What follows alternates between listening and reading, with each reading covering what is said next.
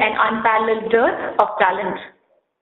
Then the tools at your disposal to filter candidates are limited to their scale and ability to help you identify the right hire. And on the flip side, because of so many tools, you are stuck and lost in clunky recruitment process. This dance of elimination and selection filters is indeed challenging, and we need to fundamentally change the way we approach workforce challenges, especially with respect to making the right hire. Understanding and embracing this concern has led Pearson to design an approach for talent recruitment and selection process which is scientific and yet time-effective. Pearson TalentLens and Jombay have come together to introduce a new age methodology of measuring aptitude and attitude. It is based on the notion that it's the combination of the core software aspects and the cognitive aspect that differentiates a talent, a top potential from a non-talent, and a non-potential. This webinar will delve into research findings which will cover the number of concepts that need to be part of one aptitude test, tips to ensure that every question is answered, how does the test need to look like visually, what do you need to do with respect to UI. Let me now introduce the speakers for this webinar. We have the privilege of having with us Shashi Shetty, National Sales Manager, Pearson TalentLens, and Mohit Gundecha, CEO and co-founder, Jombay. Shashi Shetty manages business development for India region of Pearson TalentLens and leads the strategic delivery of TalentLens sales and consultative goals for India. His area of passion and interest has been the use of technology and assessments in profiling and identifying talent. Shashi is authorized trainer for Pearson TalentLens Watson Glaser Critical Thinking Appraisal, a measure of critical thinking skills.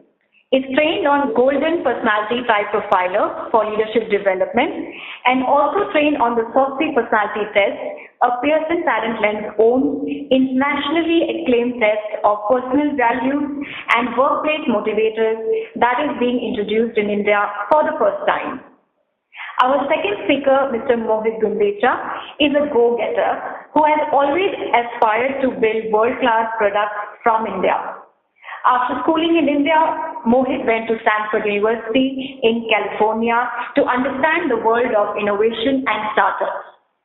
Mohit, along with his co-founder Suruchi Wagh, started Jombay, a talent assessment and development platform to help companies reduce errors in their hiring, promotions, and other talent management processes. He was also the country head for MIG33, a mobile community of more than 50 million users. He was also selected among 40 under 40 by Fortune Magazine India as part of their 2015 list. Our partner for today's webinar is Pearson TalentLens and Jombay.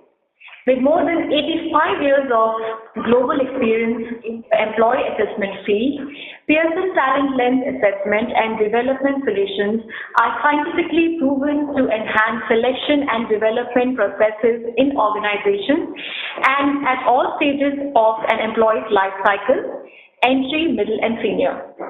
Its solutions are used for employee selection, leadership development, employee retention, and succession planning, among other uses. Jombay is new age talent assessment and capability building platform, helping companies in their hiring, training, and promotion processes. The company aims to democratize the process of assessment by enabling companies to offer them to a wider population across mid and junior experience levels. We have saved time for you to ask questions at the end of the webinar. For those watching live webinar, you can submit questions at any time during the presentation through the Q&A section.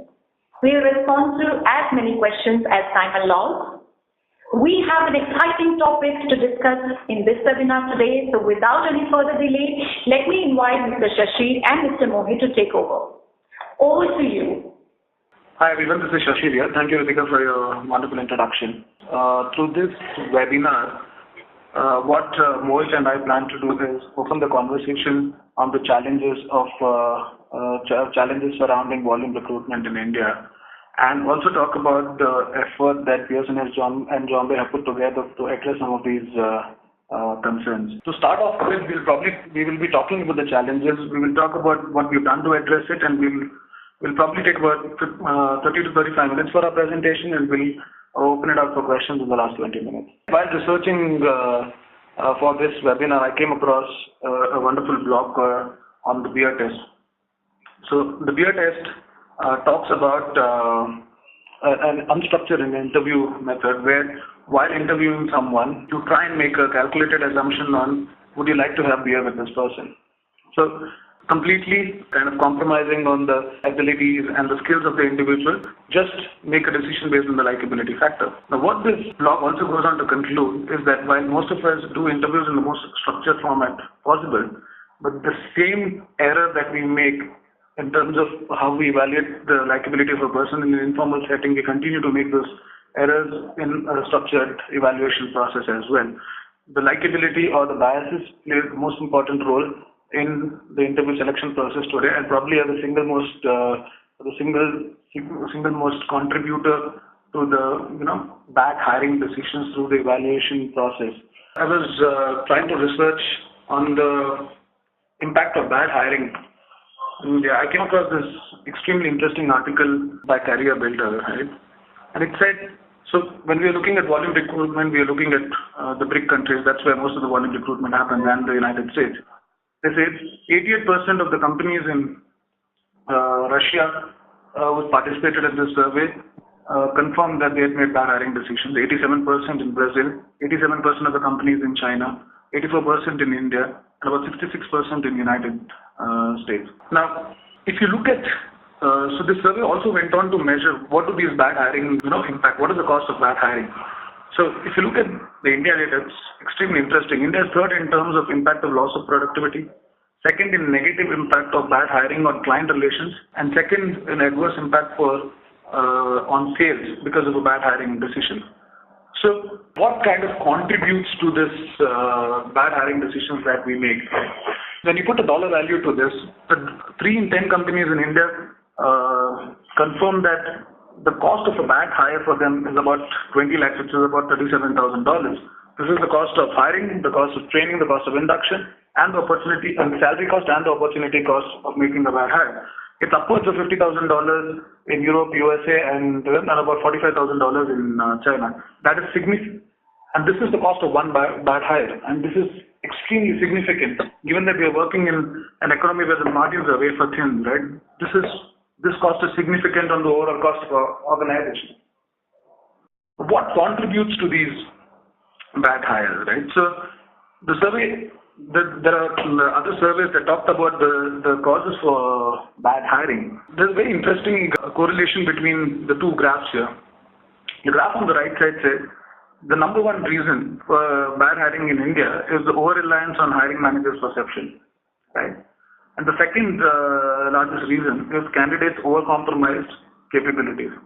Now, if you look at the graph on the left side of this presentation, you see that the most frequently used evaluation methods in India include screening interview, which is your first round of interviews, the resume screening, and behavioral interview. And when you look at the use of scientific tools in the evaluation process, the number significantly drops. That's only about 30% of the companies confirm that they use a knowledge test, about 35% confirm that they use a personality inventory test. So the most frequently used methods to evaluate people today are all manual. And the highest reason for wrong hires in India is over-reliance on hiring managers' perception, which is the manual bias that creeps into an interview process. And this makes for an extremely interesting observation. While it is absolutely clear on the reasons why we make bad hires, the lack of scientific tools used in the recruitment process is extremely alarming. So what in the Indian recruitment scenario contributes to these bad hires? Right? Why do we make these bad hires? I think one of the biggest reasons that we found at Pearson is the Indian cultural context. right? The aptitude test, which is the typical test that comprises of a section on analytical ability, verbal ability, and numerical ability, evolved in the corporate world in about 2001. And these were assessments which before that were predominantly used for entrance exams like your CAT or your CLAT or your government exams. Now, in 2001, the markets were slightly different, right? At least the recruitment markets. There were more supply, that is, there were more candidates than number of jobs. And aptitude tests served their purpose. That is, the standard one-size-fits-all aptitude tests served their purpose because what organizations were looking to do then was to filter candidates. But now, I think the markets have considerably changed. The challenge today is that we do not have enough candidates, right? And if you do not have enough candidates, the natural evolution of assessment should have been you move from a filtering-based assessment to a selection-based assessment. But as a country, we have not evolved. We continue to use the same assessments that we were using in 2001, and we continue to filter people then select people, right? There's enough research to say that there are abilities assessment that indicate performance. So, for example, there's research that says abstract reasoning as abilities construct is a better indicator of success in IT jobs. Similarly, critical thinking in sales and the legal profession. Your spatial reasoning in creative jobs, in R&D roles. But for some reason, instead of looking at assessments that make sense for those particular roles, we've continued to use a standard assessment, which is a one-size-fits-all assessment. And Mohit will talk more about it during the course of his presentation. The second is the quantity versus quality compromise, right? And I think the biggest challenge in India has been, especially in the volume recruitment, is that the talent acquisition team has always been measured on the number of hires than the quality of hires. And until that metric changes, I think this will continue to be one of the single largest contributor to wrong hires. I think a couple of years back, one of our clients, a technology giant, was experimenting a different KPI system or a performance appraisal system for recruiters. And they said one of the most important contributor to the KPI of a recruiter should be the weighted average scores or performance scores of the people that they hired and their average tenure in the organization. And this would contribute to the performance of the talent acquisition professional. So that was a very good step taken in the right direction, but ultimately it wasn't implemented. But unless something drastic like that is not done, we will always have this challenge between quality and quantity, and we'll continue to make wrong decisions. The third most compelling reason why we make wrong decisions in India is the absolute compelling need for customization. On the aptitude assessment, we continuously customize in terms of difficulty levels, in terms of time, in terms of the number of questions. When we look at competency-based assessments, we make customizations in terms of the competencies. Interestingly, Henry Mintzberg, in his recent book, Managers Not MBA, has done a lot of study on competencies and their correlation with performance. And he said that he did not find a linear or causal relationship between competencies defined by the organizations and performance. And this is simply because organizations have defined a very theoretical framework for competencies, and there's no validation done between the relevance of these competencies to the hiring needs of the organization. All these three things put together contribute to the lack of analytics. It's extremely surprising that very few organizations have their ideal profile or a success profile defined. I was talking to an organization which designs predictive hiring models for HR fraternity in India, and they said the biggest challenge in creating models was not the model itself. It was the lack of standardized information available from recruitment. You customized, you compromised on the assessments, you compromised on the evaluation methodology. So there's absolute lack of standardized data available. So most of the time is spent not in creating predictive models, but is spent on cleaning the data. I think these are the four most important factors in the Indian recruitment scenario that have contributed to the number of bad hires that we make. While we try to address what we've been doing wrong, there's also a new challenge. That is the way the entry level now is the millennial population. And the biggest challenge there is the factors that motivate them, right? So what do they want? They want to know how they are valuable. How do they get engaged by the brand? And the talent acquisition professional or the recruiter is the brand custodian of the organization. He or she is simply responsible for engaging the candidate and making the recruitment process compelling enough for that individual to join that organization. Now, how have they changed the recruitment landscape? One, online reputation management. We used to live in an information asymmetrical world. Candidates did not have enough information about organizations or their capabilities and what they deserve. But today we live in a world where information is freely available. In fact, one of our clients in Bombay keeps joking that candidates before used to come with resumes for interviews. Today they come with offer letters from other organizations, right? And the reason is that the candidate today is extremely informed about, one, their capabilities. You have companies like LinkedIn, you have NASSCOM who are going out there and pre-certifying candidates and helping them understand their skill levels. So candidates are more empowered, they have more information, and they know exactly what they are worth, right? So online reputation, along with solving the problems that we currently are, or addressing the problems that we currently make, the additional challenges that we have as an organization is how do we manage our reputation online? How do we engage the candidate throughout the testing process? And how do we access remote talent that's available across the country? And before I conclude, this is from research that Pearson has conducted across countries, across organizations, and it's something that a lot of independent researchers have done. This is a slide on the validity coefficient of the various assessment methodologies that you have, right? The validity coefficient is basically an indicator of how an assessment methodology predicts on the job performance, right? And any correlation of 1 means everybody who does well in that evaluation framework goes on to do well in the jobs.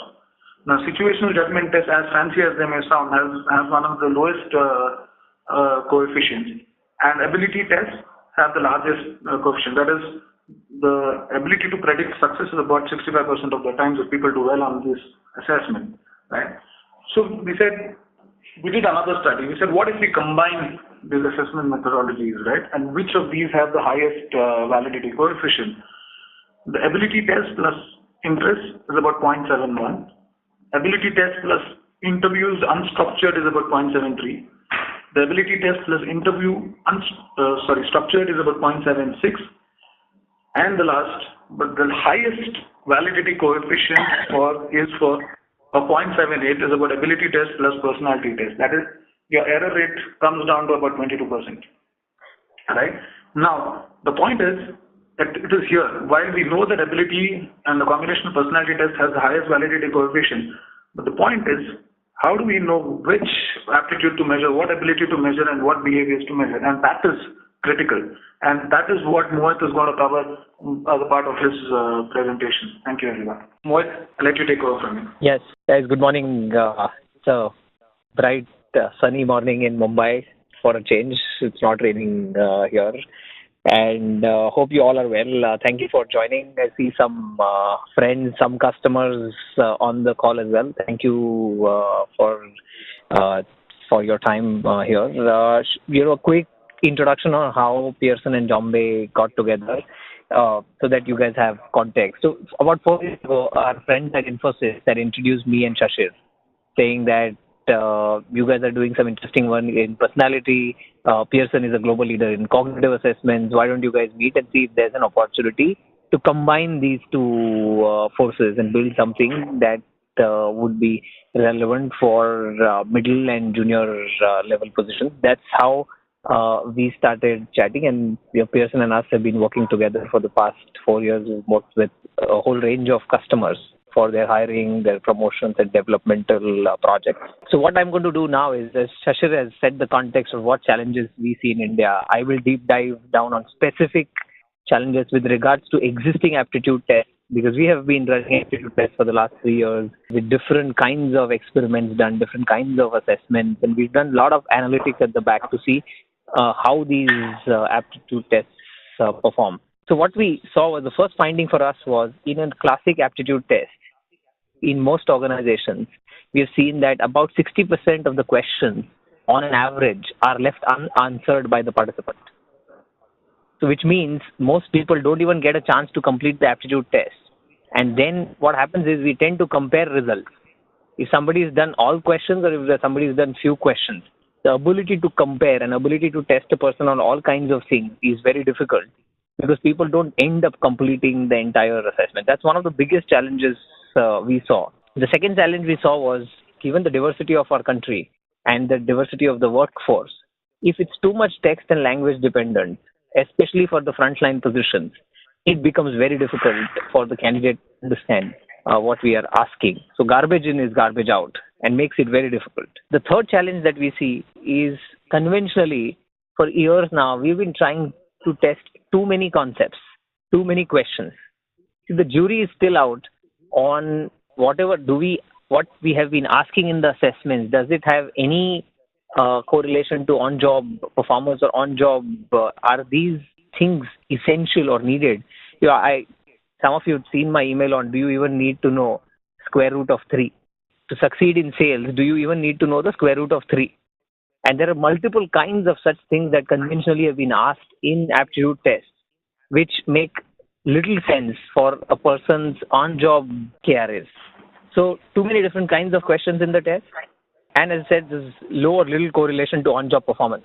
I had run a small anecdotal survey with a bunch of companies that I had friends in and I knew several HR folks there, and asked a simple question. How many of you have done a correlation between your aptitude scores and the on-job performance?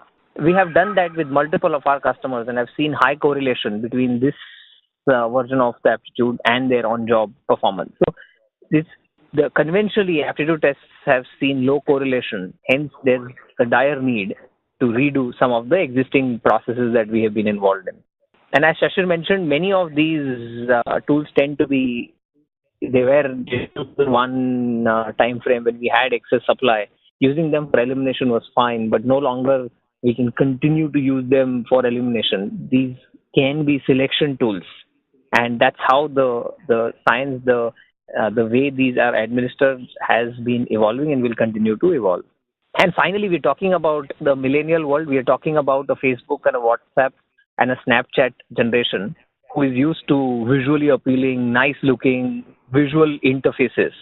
And we're still in the black and white era of a dull interface.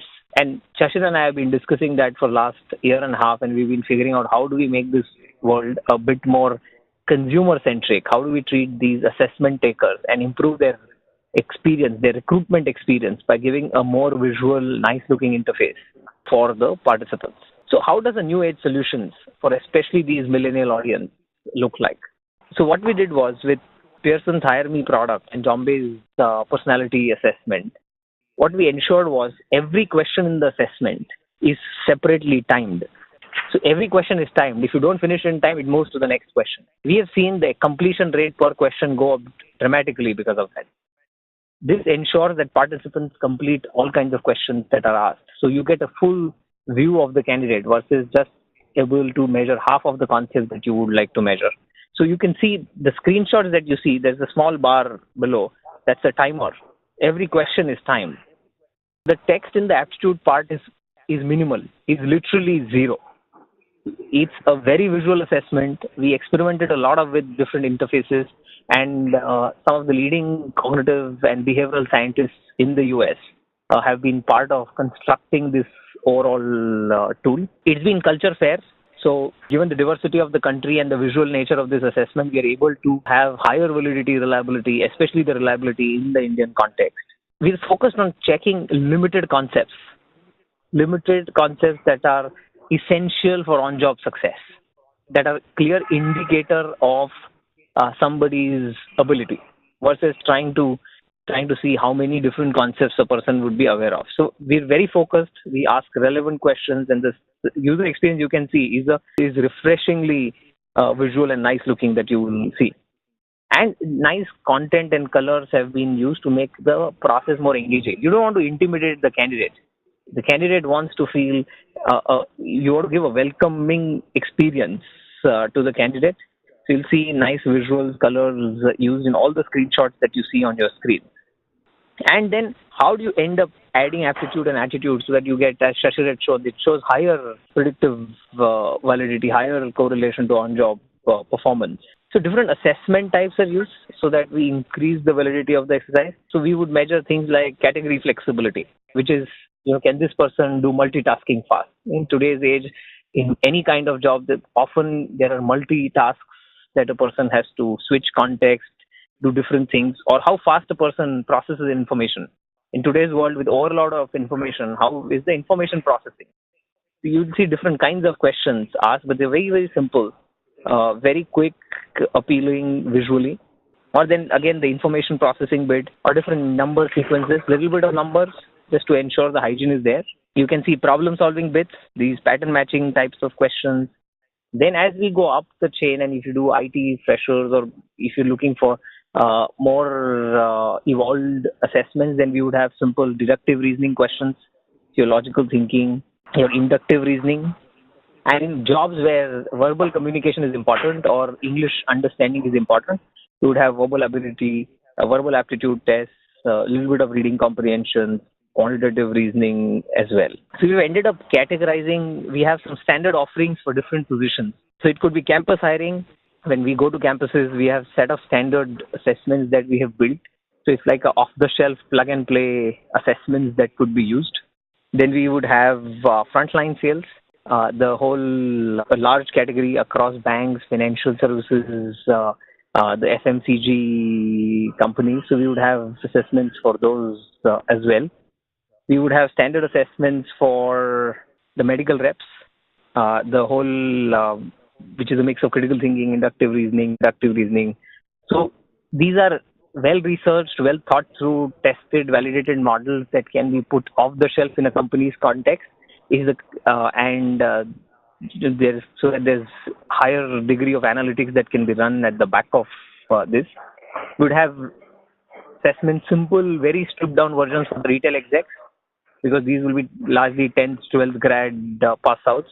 So very, very thin, stripped down, quick assessments for retail execs as well. Or it could be the contact center exec here. The communication language, communication aspect becomes important. So that can such your ability to process information, solve problem, do multitasking quickly when multiple customers call you. So all of these concepts can be well measured. And on top of it, we put a nice layer of attitude.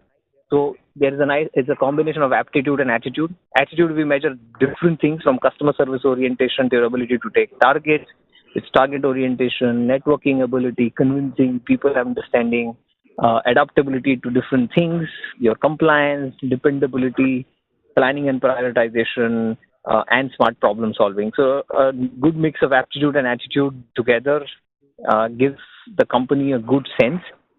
And simple reports are generated. One could download different reports as Excel sheets. You can have different reports of aptitude and attitude. You get red, amber, green ratings as well if you want to go, no go, or go with caution. So different kinds of things are available from an administrative perspective to process this. And for cases where language or attitude is in depth and need, we have different local languages as well as help text. If people don't understand English, we have English language. We would have for different local languages for the attitude part. And there is a help text. So we want to ensure that people understand what they are answering. We don't want people to randomly answer, because then it doesn't help anybody. So there's a quiz. Conventionally we would ask, right? Given if you were to predict the outcome of the rabbit versus tortoise race, most assessments would predict that the rabbit would win because of the speed, agility. Most assessments would predict that the rabbit would win. But in this context, the slow and steady won the race. So it's important that sometimes we actually check the cutoffs in a company's context, as Shashir was mentioning. Just using generic competencies and assuming that they work may not always help. So we also do success profiling in an organization. What should be the cutoffs? What should be the traits? Is it working? So we typically take samples of performers and non-performers in an organization and see which traits differentiate more. What should be the cutoff scores?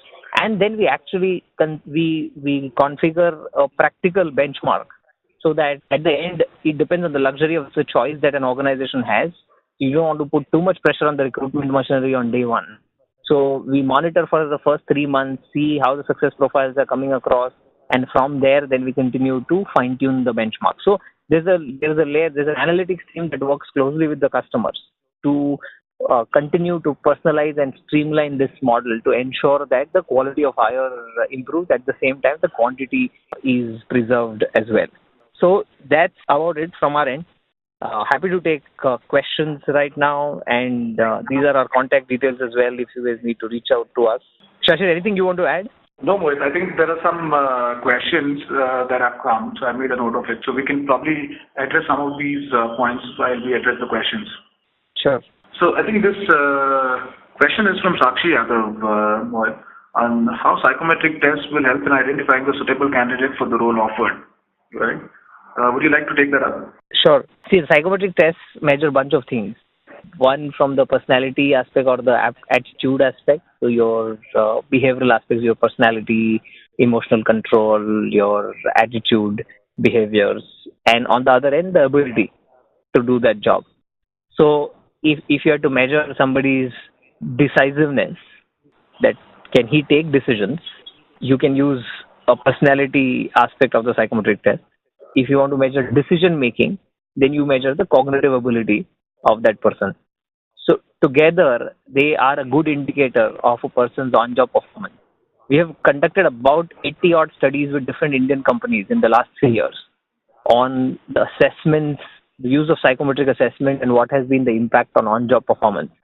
We have seen in several organizations about 70 to 80% correlation to what the psychometric test predicted and what their on-job performance was after hiring in that role for about 12 months.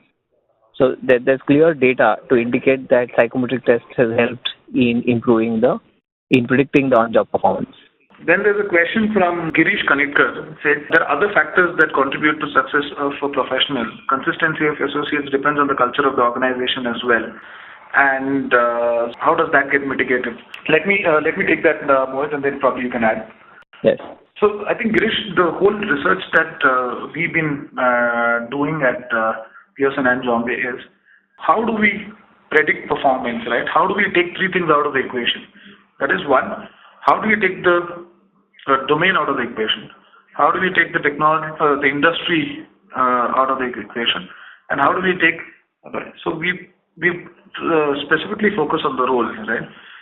So what we, through our research, what we were able to identify is that there are patterns in performance, right? We, as indicated on this slide, if you use the right abilities assessment and the right behavioral assessment, irrespective of the industry, irrespective of the context, irrespective of the domain that you're hiring from, and irrespective of the culture of the organization, you can predict performance 78% of the times, right? That is, so the scientific assessments, if used right, if designed right, can actually take the cultural context out of the equation, right? So your error rate or your risk rate in making these hiring decisions come down drastically.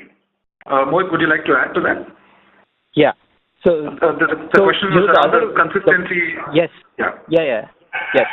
Sorry, I dropped in between. I couldn't hear, but I see the question. See, one thing I would like to add is the retention. See, beyond a point, nobody can control attrition, right? There can be external factors, including what you mentioned, Girish. And it could be extremely somebody offers somebody a better package, family moves, doesn't get along.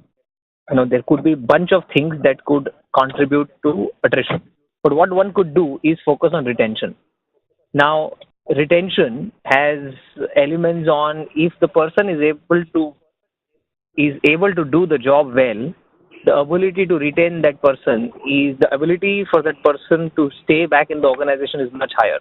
The whole focus is how do we help organizations hire people fit for the job so that the probability of their success in that role is higher and hence the retention. So I would rather look at this as a retention problem versus an attrition problem. So that's from my side, Sachin. The question here is from Deepak Agarwal.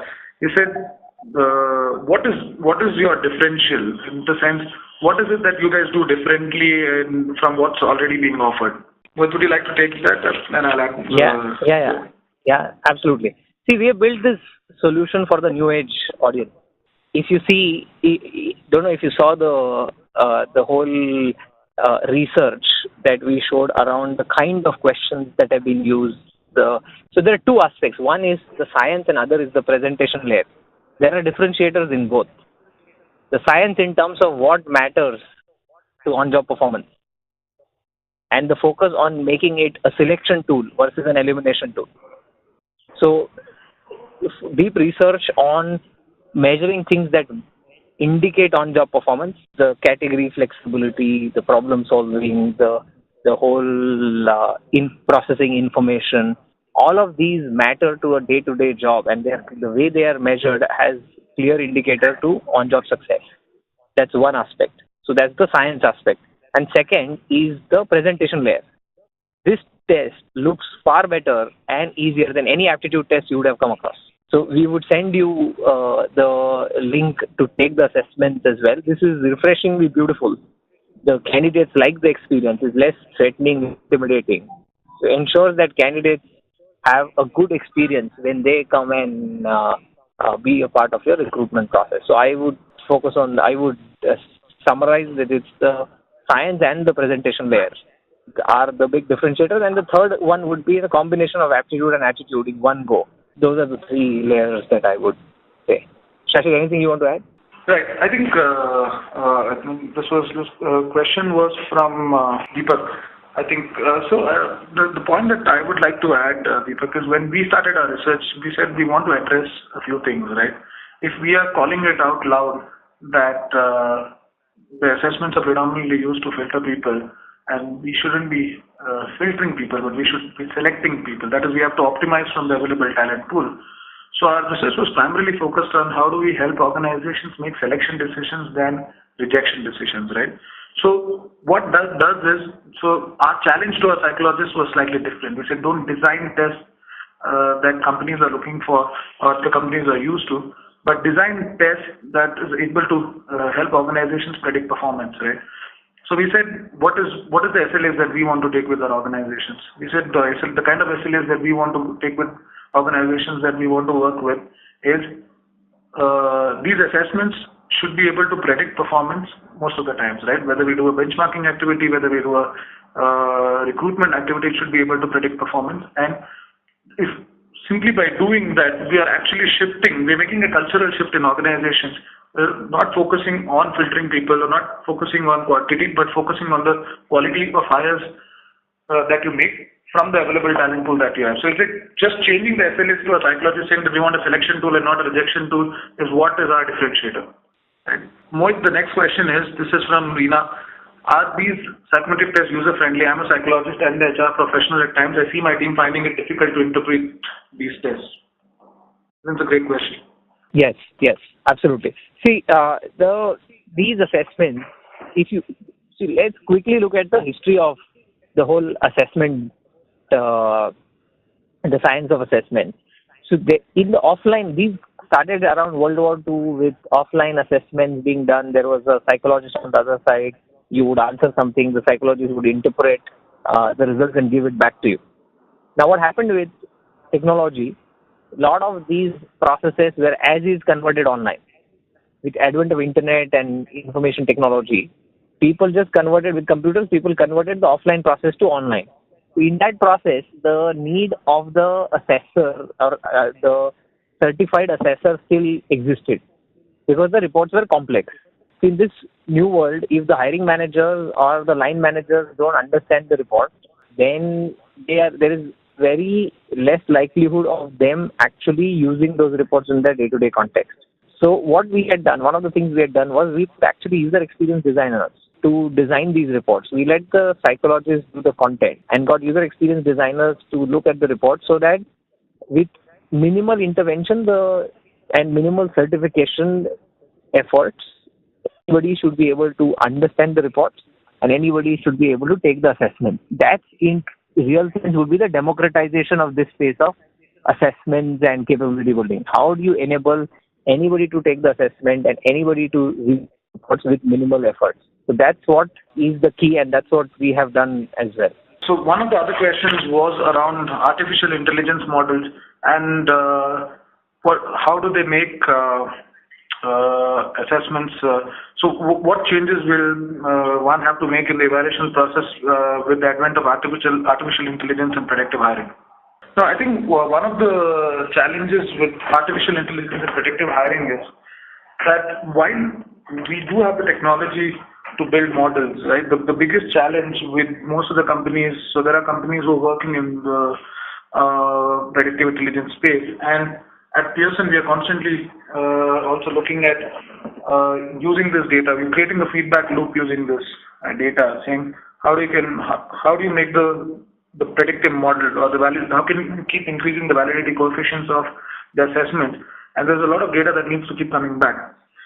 The biggest challenge that we found, and most organizations, predictive companies that are in this space, in the HR space, is the lack of standardized information available. Because while predictive hiring tools will make the recruiter's job easy, that's only the second step of the process. The first step of the process is to define the variables that you think predict success in your organization or predict the right recruitment, right? And that's where the challenge today is. The challenge is in identifying those variables and the lack of standardized data, because we've had to customize our evaluation framework, because we keep making changes in the evaluation framework, because of the pressures of time, of course. There's not enough standardized data available to define those variables that predict success. And that seems to be the primary challenge. However, if one can start collecting data and information, then building the model becomes relatively easier, and that would definitely make the recruiter's job easier. Mohit, would you like to add to that? No, that's it. You covered that. So there's also a question on how reliable is the biometric test to assess personality and its relevance for success at a job. I think biometric tests are predominantly only used as an authentication and impersonation check. I'm not really sure if biometric tests have been used to assess or design personality assessments. These are just basically generic checks. There's a question on, for a company where the biggest need is to hire creative talent, graphic designers, script writers, etc. How does one evaluate effectively? Anything that you guys offer around that? I think this is a very interesting question, and there's actually a lot of study that's been done on this. While Mohit can throw light on the behavioral elements of it, there was an interesting study done long back on how do you identify creative talent, right? And what aspect of your brain or what cognitive aspect predicts creativity better? So this study was done on folks using a couple of assessments. But the biggest indicator of creativity in an individual, or the early indicator of creativity in an individual, was spatial reasoning. So for companies that are looking to hire creative people, that is graphic designers, script writers, they look for assessments that have spatial reasoning built into it, because spatial reasoning scores are the best predictor of creativity in any individual. What, anything that you would like to add? Yeah, I mean, the other aspects of these new age creative designers is your ability to get consumer insight, put yourself in the consumer's or your end consumer's shoes, adapt to new environment. So all of these can be assessed through from the behavioral aspect as well, apart from the cognitive ones that Shashir mentioned. So the next question from Dimple Jashnani is, the aspects for frontline sales like category flexibility, number facility, etc., will it be the same for IT sales? See, IT sales, some bit will be common. See, there's a difference between B2B and B2C.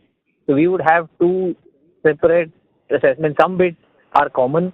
Some of them change depending on if it's business to business and business to consumer, especially on the behavioral aspect. Cognitive elements largely overlap. So the question from Gaurav is, what do you think today millennials need to be assessed on so that they stay motivated and stick around with the companies for a longer time? Good question. I don't think anybody has an answer fully to it. Everybody is trying to figure out. See, they need a full ecosystem. Assessment is to just make sure that we bring the people who are best fit for the job. But beyond this, an organization needs to do a bunch of things in terms of how transparent, how communicative, how they feel empowered. The millennials, for many, opportunities to learn and grow is an engagement strategy. So many organizations I know are doing a lot of L&D efforts more as a retention strategy, more as an engagement strategy versus for the business growth. After that will, by the way, come. So different. It's a webinar in itself. We could maybe do it some other day. But there's a whole range of things one can do, apart from getting the right people fit for the right job and giving them the ecosystem to grow. Thank you, Shashir and Mohit. Right. And thank you for taking questions from our listeners. Due to time constraints, the rest of the questions will be answered offline. And with this, we'll be wrapping up our today's webinar. Once again, we would like to thank today's webinar partner, Pearson TalentLens and Jombay. A special thanks to our speaker, Mr. Shashi and Mr. Mohit, for this webinar and invaluable information that they have shared with us today. I would like to thank everybody in the webinar audience for participating in today's presentation. Stay tuned for many more such exciting sessions. That concludes today's webcast. Thank you and have a great day. Thank you. Thank you, Ritika. Thank you, everyone. Take care. Bye.